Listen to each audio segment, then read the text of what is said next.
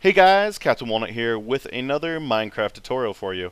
Here you might recognize the build I have as the one, the only, the ad pad. And because I have the ad pad here, this tutorial is going to be a little bit more specific than my usual tutorial since it pertains to this build and this build only, really. But hopefully you guys can use what I'm talking about here for some other stuff. Alright, so Adlington was talking about how he wanted to have a piston door in one of these corners, but it was a little bit too compact to try to squeeze one in. And I think I figured out a pretty good way to do that.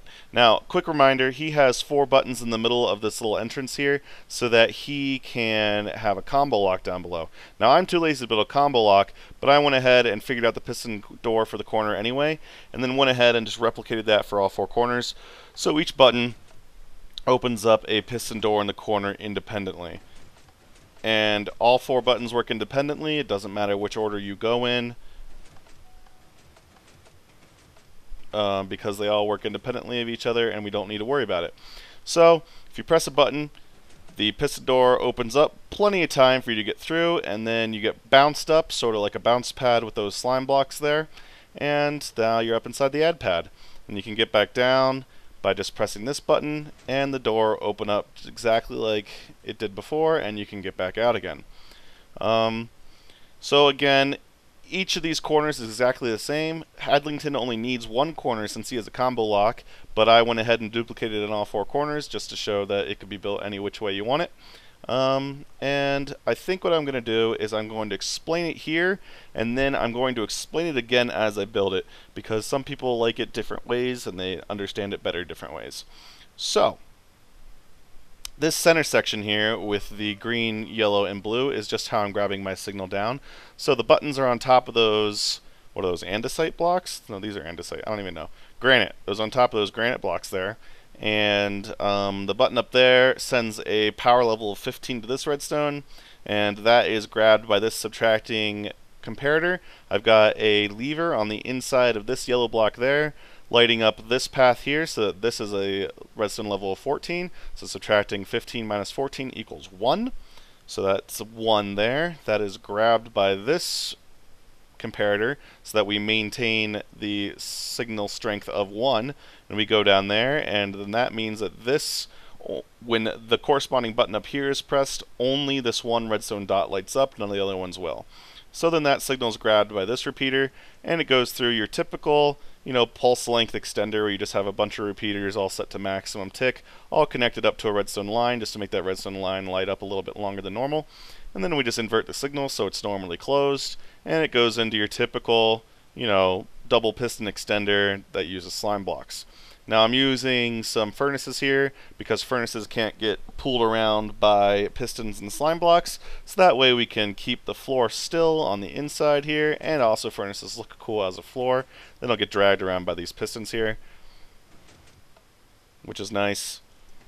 And yeah, now that's a visual glitch. Let's stop glitching out. There we go. Yeah, okay. Now the way we close it is that button inside is on top of this furnace, and that goes down into this redstone dot. This pink block here is there simply to prevent these 2 redstone lines from connecting. The redstone signal goes through this furnace and is grabbed by this repeater, and then that repeater sends the power into this block, which is then grabbed by this repeater, sending the power into this block, which then goes in here. So this block serves 2 functions. It transmits the power through, but it also prevents these 2 redstone lines from connecting. Now remember that this is powered fully by 15, so it doesn't matter that the power is going to get transmitted downward, because that's always on. And then this works exactly as if I press the button right there.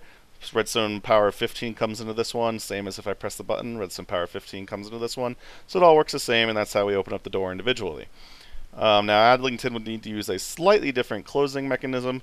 Since he is using a combo lock, he couldn't feed it directly back into this sort of downward system there, but I just did that for compactness sake. Alright, so I guess it is time to build it. Alright, so here we go. I have made just a very simplified version for ease of explaining. You can see I've got the intersection there with the 4 buttons, and then I just built one of the corners of the little tower just so we can put the door in there. And I don't need anything else. So let's go ahead and build the downward transmission system. We just need to put redstone on all 4 of these blue blocks underneath the buttons so we can grab the signal. And then let's go ahead and bring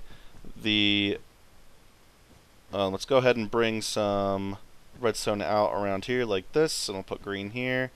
Now I'm getting the same problem as the Etho had, where blocks just simply don't appear for some strange reason. Now what I'm going to do is I'll go ahead and put redstone along all of these, and you can see that the redstone connects up, and we don't want that. So we'll go ahead and put yellow blocks above there to prevent them from connecting. And now we want to light these up in here, so what I'm going to do is I'm going to go inside and put levers on all of these yellow blocks and turn them on. There we go. So that turns these on. And then I'm going to go ahead and put some comparators and set them to subtract mode. And comparators on the other side and set them to subtract mode. Awesome. Now I'm going to have the power from those comparators go into these green blocks, which will transmit power down below like this. And same thing here. Oops, still need this. Get rid of that block. And then we need redstone there, and there. Again, to grab the power from below. Now these can be connected like that because that's only going to transmit a signal strength of 1, so it won't light up both redstone lines. And then I'm going to use white because this is the final stage of conduction, and it just makes it easier for my brain to remember things by using different colors of wool in a tutorial. So what I'm going to do is I just need to place repeater there, or not a repeater, sorry, a comparator. So I'm placing a comparator there, a comparator there, comparator there. All these comparators are facing out of the corresponding green blocks. And then we'll just place some white wool like this, again, to transmit the power down again. Here we go. Now we can have all of these white blocks connected with redstone, just like we did before, because we already did the comparator subtraction up there, so each of these will only get lit up by a power of 1 since we're doing power level 15, 14 goes into subtraction. This would be power level 15 because of the button. 15 minus 14 is 1, so that would transmit through with a signal strength of 1. If this button is lit up, this is 15, 14, that would go through here. 14 minus 14 is 0, so this doesn't light up. That's how that works. Let's see, which direction can we come out of? Now I guess it's time to build the opening mechanism for the door. So let me go ahead and grab some materials for that. Okay, got the materials. Now I'm only going to be building the redstone for just the one door, but of course all the redstone is duplicatable, and just like I have it over there, it can be placed right beside each other. So I'm going to build a pulse length extender. Let's put that there, and one more, why not? The purpose of this pulse length extender is to keep the door open longer. Why can't I place that? There we go. We want the repeater facing to that block on full ticks. Let me place. There we go. This most recent snapshot is a little wonky with placing blocks. So if you find that your door isn't staying open long enough, you could just keep running this pulse length extender out even further, so you don't have to worry about it. Now what I'm going to do is I'm going to send the redstone signal up into an inverter and bring it out here with a repeater set to 2 ticks. And then I'm going to bring it up one more, like that. And let's stick a furnace there, because that's going to be next to a slime block, and we don't want it to get dragged around. And now I'm going to shift-click there, so I can put redstone on top of it. Now let's go ahead and put a piston there, and get rid of the block below it. I only needed that to get the piston up. And then we'll put a piston beside the furnace here. Both of those should be extended by default, which is what we want, because we want the door closed by default. And then we'll put 2 slime blocks like that. Now remember, the slime blocks will grab onto each other and all the blocks around them. Now we're just going to run slime blocks down like that, and there we go. There's our opening mechanism. That was quick and easy, wasn't it? So if I press this button right here, boom, it opens up, stays open for a little bit, and then closes it again. Again, if you find that that doesn't stay open long enough, just extend this out a little bit further. Alright, so now let's go ahead and put in the floor.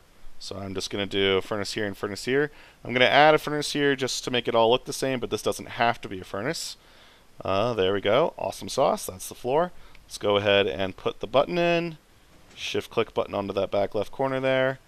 Just so you know the button goes in the back left corner, either furnace or regular block, whichever you want. Now I'm going to use pink because, again, I like using different colors for different things. Actually, you know what? This needs to be a furnace, doesn't it? Because there's going to be a slime block next to it. So we'll put a furnace down, one below there. Go ahead and put a piece of redstone on it. See how that all connects up. We do not want that. So let's go ahead and boom. We'll chop that redstone line, and now we need to allow the power to transmit through. So we're going to put another furnace here. Boom, there we go. Awesome sauce. Now we want to grab the signal out of that, so I'm going to put a block on the side of that piece of redstone and have a repeater facing inwards like this. Now I want to have that repeater facing into a block here, and then another block there with a repeater facing in there. Done and done. Alright, so now I can open it, and it closes all by itself. And I can open it and walk in. Closes all by itself, and then I can press this button, and it opens and closes all by itself. Awesome sauce. Alright, well, I hope you enjoyed this tutorial and found it useful. Alright, well, I'll talk to you all later. Bye-bye.